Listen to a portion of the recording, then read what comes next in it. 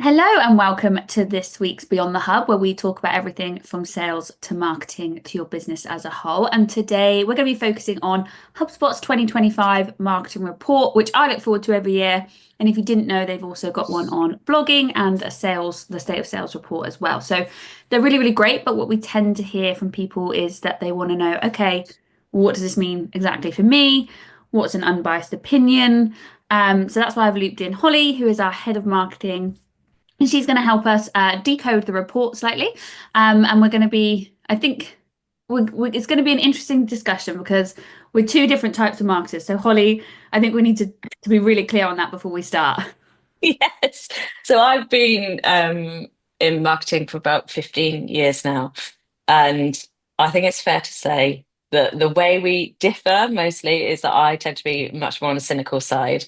I think I've seen a lot of trends come and go. So I'm really skeptical Mhm. usually when things come up.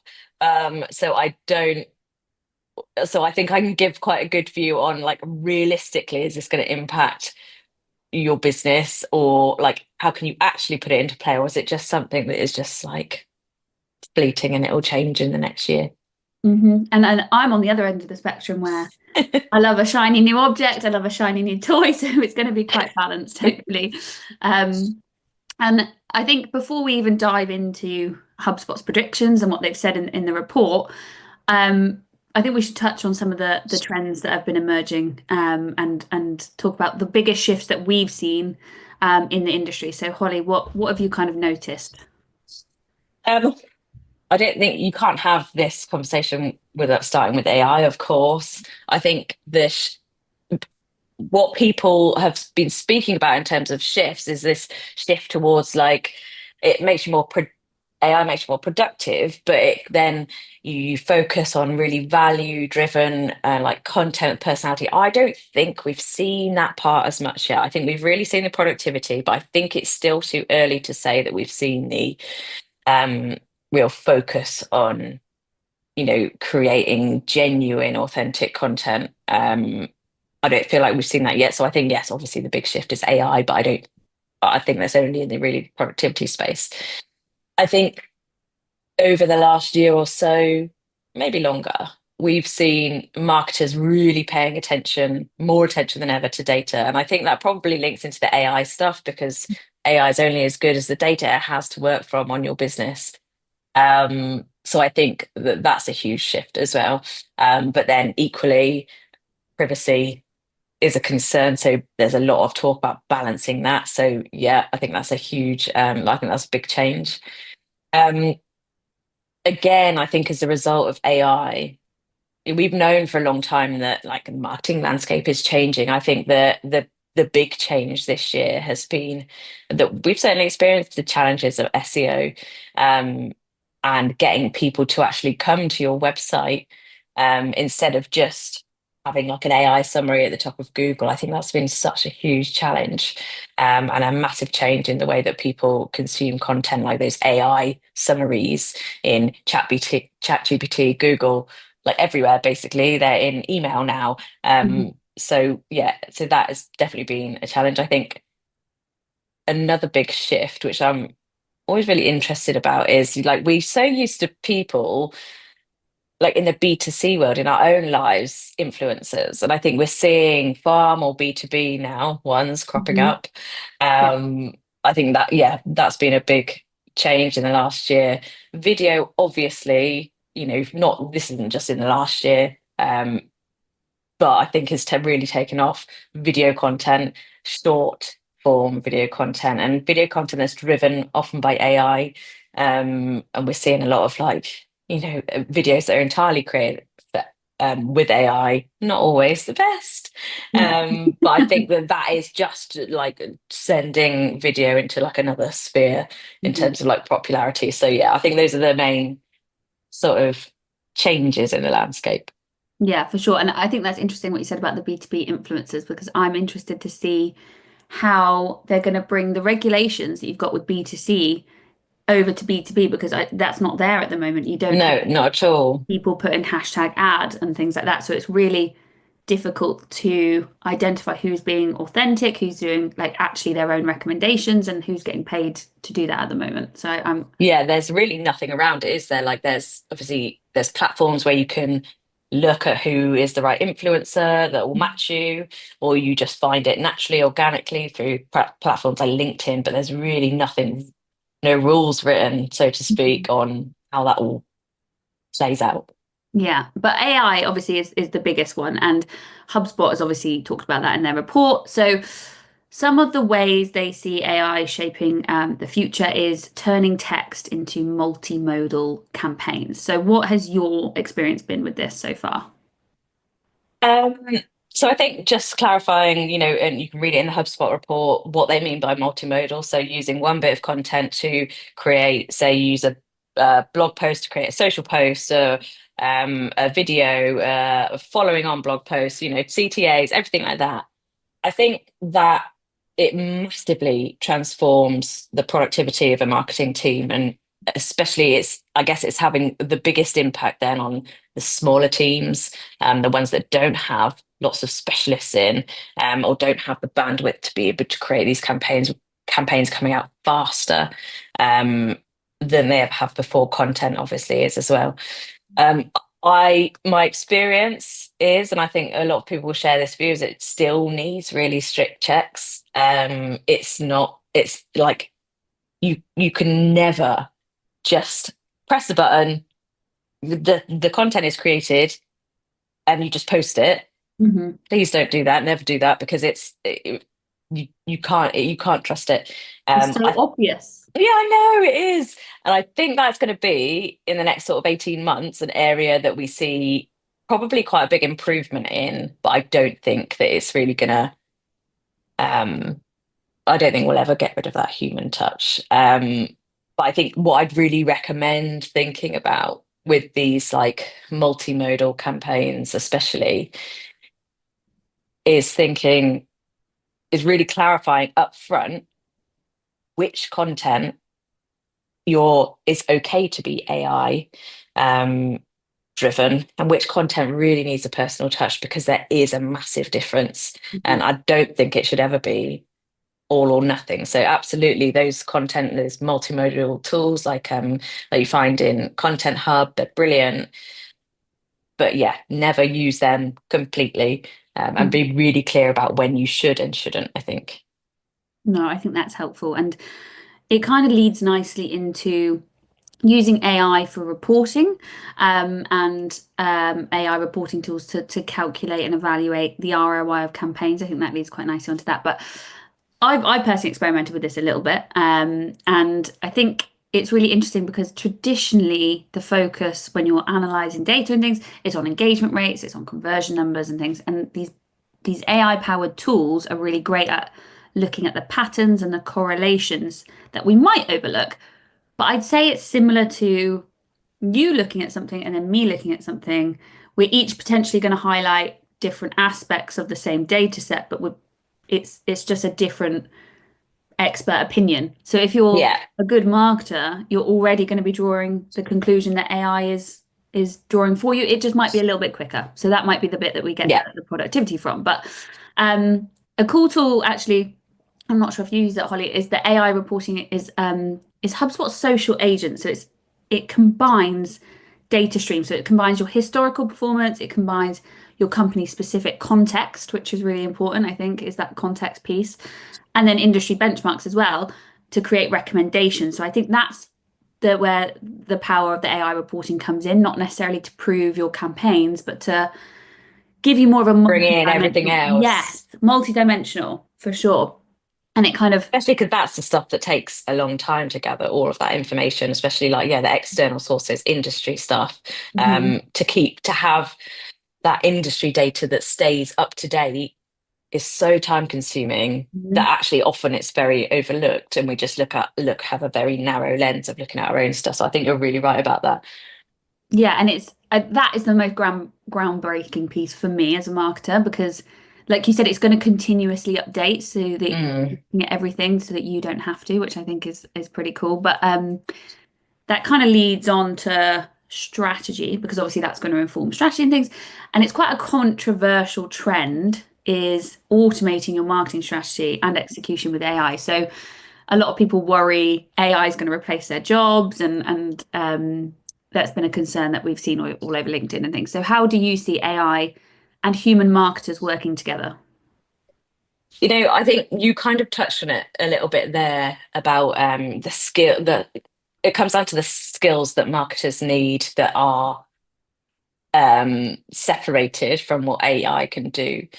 And I think that if you looked at like the traditional skills of the marketing list, these aren't like what I'm going to say isn't the sort of things that you'd find on a job description, but it's some skills that are really important that will really differentiate the human marketer from what AI can do. So the first one I think is that like almost journalistic mind. It's probing, asking the right questions from data, from your business, from your colleagues, from your customers, like for case studies. I don't think that AI, well, certainly now, and I can't really see AI being able to like replicate that skill. Mhm. And I think it's something that really, like when we're looking at like again, like job descriptions, we really need to start putting in as a skill, because I think that that one particularly is really important.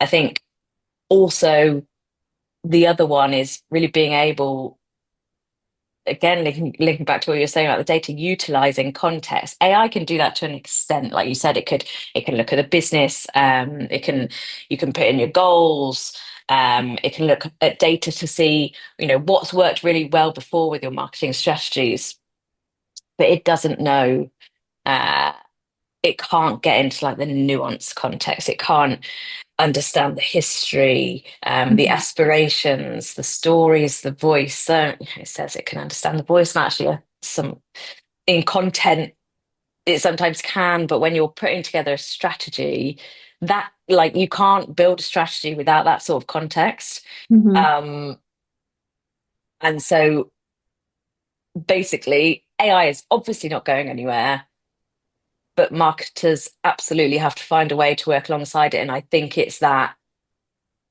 working on those journalistic skills, those contextual skills, and analytical skills to a certain extent as well, that will mean that marketers will always have a job. Mm. And the humans really can, yeah, work alongside AI and add value to it. I think that's really important what you said about the what AI can't pick up on. And at the moment, it's mainly using like structured data. Yeah, There is going to be a shift, I think, where AI starts using unstructured data when you start putting all that in, conversations with your clients, call recordings, and things like that. But even with all of that, they still don't know. It still doesn't know you as a business. It can't get to the heart of you as a business. And only I feel you're right entirely that there's always going to be a need for humans there, even when unstructured data comes into AI. yeah, exactly. So we talked a lot about AI now, but HubSpot also talks a lot still about the human element in the report, which is really good to see. And they talk a lot about creating content that reflects brand values. And how important do you think that's going to be in 2025? I think it is as important as ever. Let's Mhm. not talk about try not to talk about AI anymore, but I think there's more content. Um, and as marketers, we spend so much time thinking about our differentiators. How is our product or service different? What features are different? Actually, maybe controversial, but I'd say most businesses and what they offer aren't very different in terms Mhm. of their actual what they deliver, the features that they have. It's the people, the voice, the emotion that you invoke from your audience that it makes it different. And I think going back to the AI stuff again, that only becomes more important when you've got more content, more ways for people to um, consume content from your brand and lots of different brands and compare. I think that, yeah, I was at a talk a few months ago from Grant LeBoff, who's, the big guy in branding, and also, and I think he's great because he talks a lot about the the psychology behind it. Mhm. Even little things like he was talking about how he put music on a company was experiencing quite a low conversion rate on their website. Um, and quite they had a really short like time viewed. He added some music to the website and that matched the company's brand, voice, values, and really just was designed to invoke a certain emotion, like happy, relief. Mhm. And it transformed their conversion rate. I can't remember the exact statistics, but I think that sort of thing goes to show you that um, having content or elements to your brand and your marketing strategy that link to your values and show some real emotion just becomes more and more important. That's really good. And I think people forget sometimes that the your brand and your voice and things like that, it's not from when they start talking to you. That experience is when they first encounter you entirely. So that experience where they're on your website and then they talk to you and post sales, all of that needs to reflect the same feeling, the Yeah, same emotions, which I think is can be really difficult and is again something that not AI can comprehend. They can't really comprehend emotions and things like that at the moment. So no, that's a really key part where humans are going to make a difference. yeah. We just can't get away from AI, can No, I we? know. That's just it's part of it now, isn't it? It's ingrained. Exactly. And authenticity, it links massively to authenticity where AI struggles with authenticity and brands really need to showcase that. And HubSpot pick up on this in the report when it comes to video content. And you mentioned this earlier as a really big shift that we've seen this year. We're going to keep seeing. But what are some practical steps that people can do to maybe incorporate more video? Because I think that's where people struggle.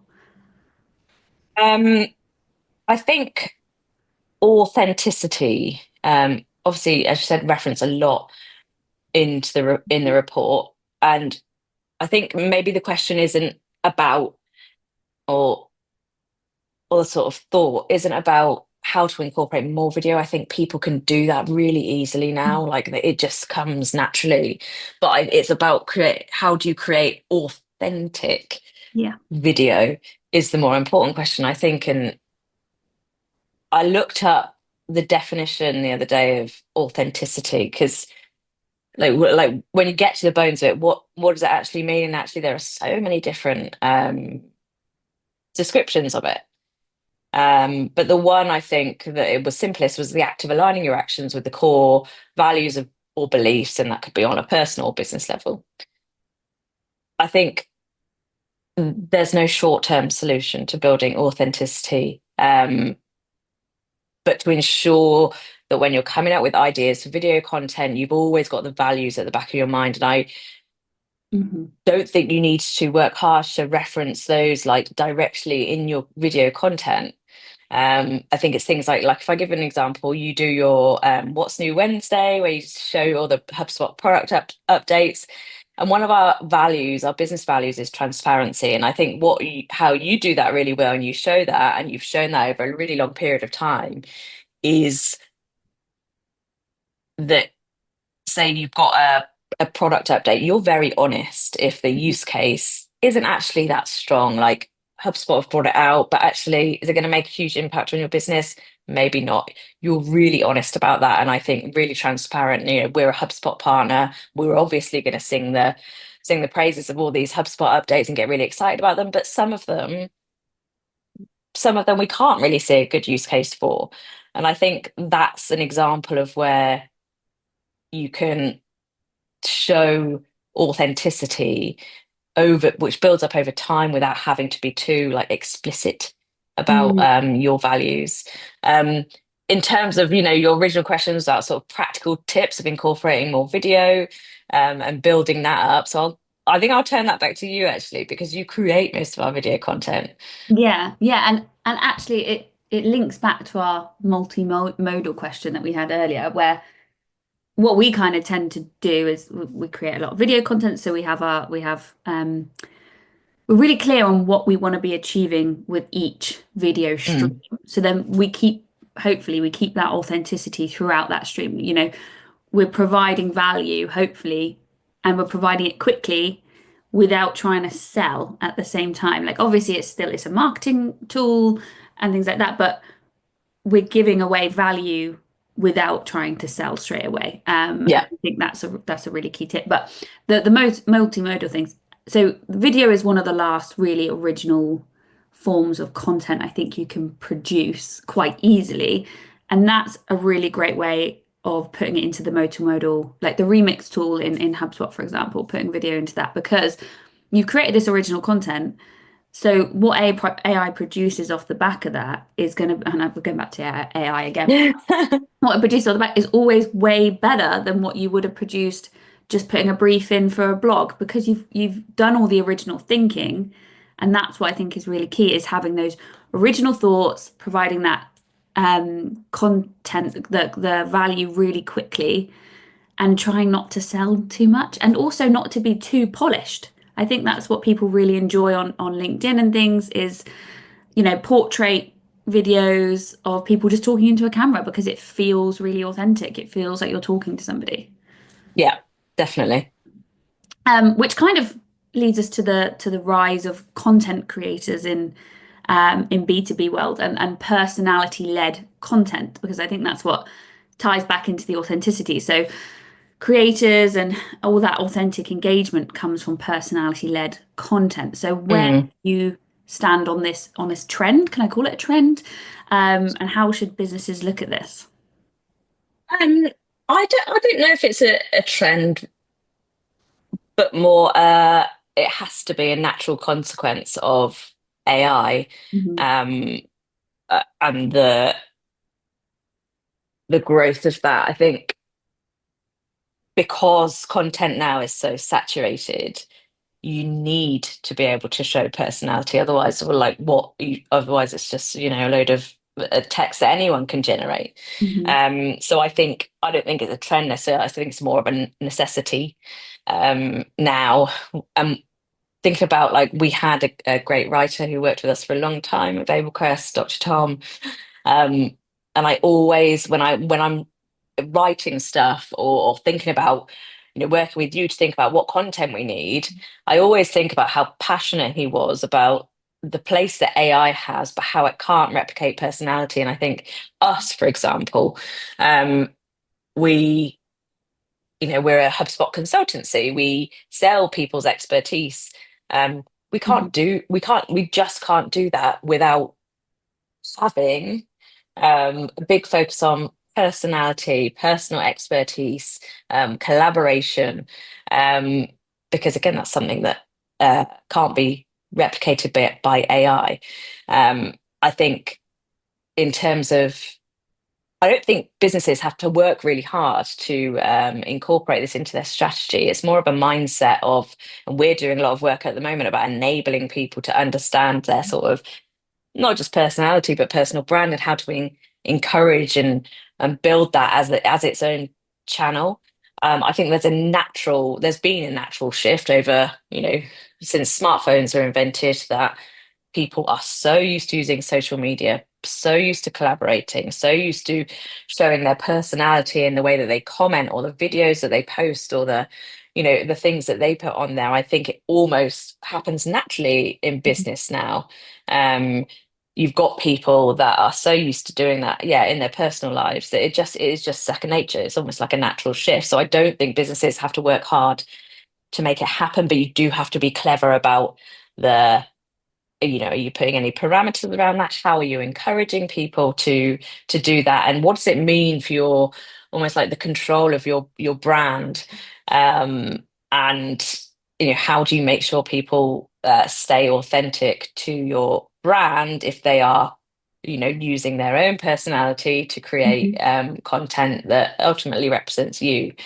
Um, I do think you really need a clear distinction in your content strategy, which I sort of said before about which content is AI acceptable, which content needs personality. For example, you might create a blog that is in your content strategy, you want to create a blog that is SEO driven because you want to rank for a certain keyword. That's very different from So for us, our consultants sharing their point of view on a new HubSpot feature, or their view on digital transformation and education. AI Mhm. can't tell them what their view on that is, and I think that con that that content, that's the stuff that needs to be personality driven and authentic. And that's where your team are going to need the most support because it actually requires a lot more thinking. So they're going to need a lot more time to come around to that and a lot more confidence because it you need a lot of confidence to say what your point of view is on a subject because it might be a little bit controversial on LinkedIn and having that Yeah. enablement from the business is going to be so important to make sure that that's successful. Yeah, things like we've spoken about, training sessions that Mhm. that give people, specifically an idea of like, what is your voice on social media and how do you use it? I think, it's interesting, we spend so much time as marketers coming up with our brand, company social posts. Actually, there's almost a bit of a shift now, isn't there? Like we're now spending a lot of time of social media time in enabling our people Mhm. um to have their own social personality brand on the professional networks. Yeah, and it's going to be really key to track that as well. So making sure that everyone's using Yes. tracking URLs that are personal to them, so you can see who's doing really well, who's not. And I mean, even turning it into a bit of a competition internally, I think is Yes. always going to Work help. well for us. It does.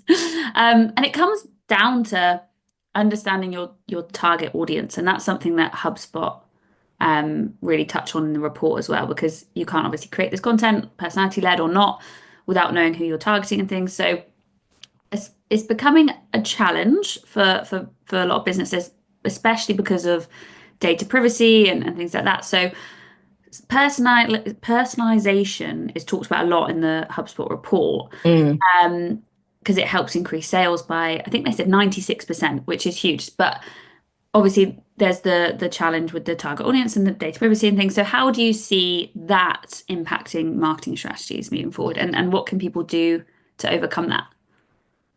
I think in a way we've felt the impact of that since, things like GDPR came Mhm. into play for us, and that impact has only grown. Um, and you can see that right from a personal view. Like you don't give your data away for nothing, and you feel really uncomfortable. Like I never pick up the phone to numbers that I don't know. Mhm. Um, HubSpot, rightly so, points out the importance of first party data. So I think that to first party data being stuff like, the data actively submitted on form, the data that comes to you first, if you like, first party. Uh, I think that that's really important for driving personalization. And I think as long as you've got all your policies and consent options and everything like that all nice and um, all sorted out, then Mhm. great. Um, I think it's probably about 75% of the businesses that we speak to, that I've spoken to, use some kind of enrichment. Is really commonplace. Mhm. And those companies that you work with, the Cognizants, the Lucias, the all of that sort of stuff, HubSpot themselves now obviously have their Yep. own enrichment tool. They've got a lot of blurb around, how it meets privacy standards. But I think perhaps the more important way for marketers to think about it is the data, however you get it, first party through an enrichment platform, is it enables personalization, but it does not, coming back to your question, make it effective.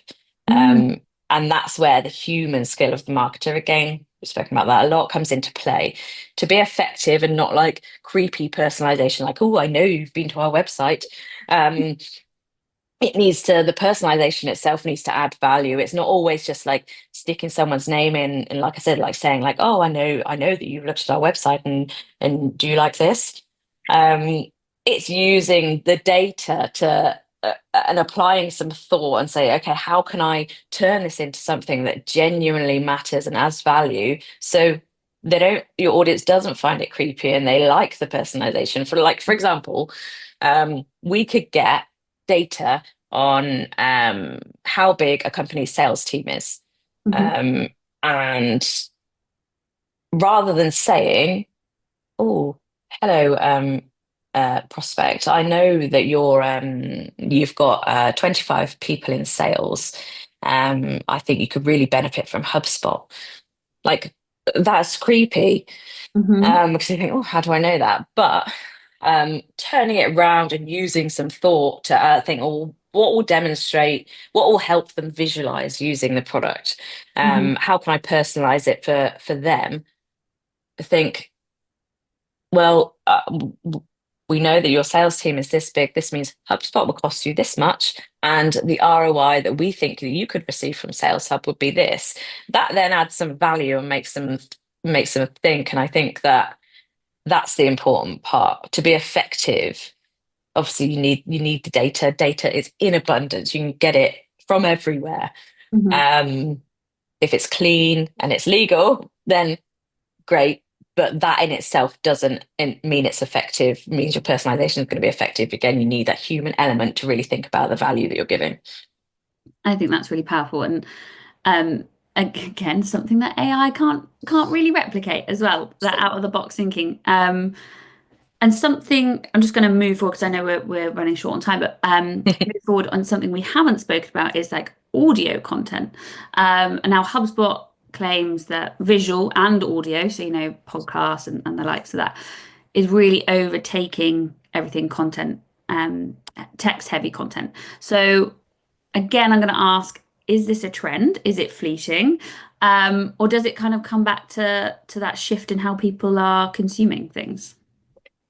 Um, I think the first thing to almost talk about, because it leads into that question of whether it's a sort of short-term trend or not, is it's so accessible now for businesses of any size with any skill level to create this like video and audio content, like podcasts. I can stick, a blog into HubSpot and it will make a podcast episode for me.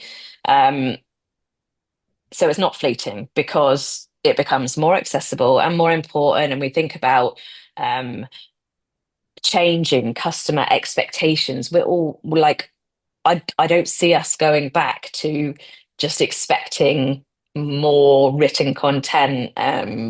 So no, I don't think it's fleeting. We want quick stuff, visual stuff. We're on the go. We're time poor. That won't change. Certainly not for a while anyway. Even though sometimes we we sort of wish it would. Um, but I think that looking forward, like when I was when I've been thinking about this, like where is that going to go? What's the next step of that?